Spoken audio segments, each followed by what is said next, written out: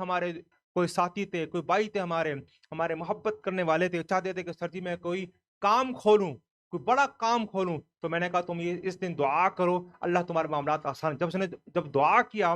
دعا کرنے کے بعد اس نے جب وہ کام شروع کیا، الحمد اللہ نے برکت کے دروازے اس کے لیے کھول دیے ہیں۔ آپ یقین کریں، ایک شخص میرے پاس آیا، کہا اسرائیل صاحب اکیلے اکیلے عمرے پر جاتے ہو، اکیلے اکیلے اللہ کا گھر دیکھتے ہو، کبھی ہمارے لیے بھی کچھ کرو۔ میں نے کہا میرے بھائی، میرے دوست، تم چاہتے تم اللہ کے گھر جاؤ، اللہ کے گھر کی تمہیں زیارت ہو، تمہیں مدینہ کی زیارت ہو، تمہیں چاہیے کہ تم اس عمل کو اس طرح اپناؤ، اس طرح اللہ سے دعا کرو۔ اور اس دن دعا کرنا، اس بھائی نے، اس محبت کرنے والے نے اس دن دعا کیا،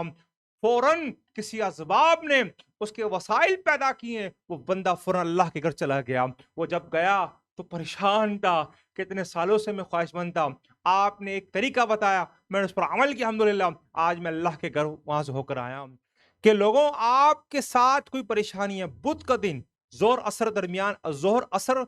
کے درمیان، ظہر اثر کے درمیان کا وقت 2 رکعت نفل پڑھنا ہے، اس کے بعد اللہ سے دعا کرنا ہے۔ کوئی مصیبت ہے، کوئی پریشانی ہے، کوئی حاجت ہے، کوئی تکلیف ہے، کسی طرح بھی مسئلے مسائل ہے، کسی طرح بھی مسئلے مسائل ہے یار،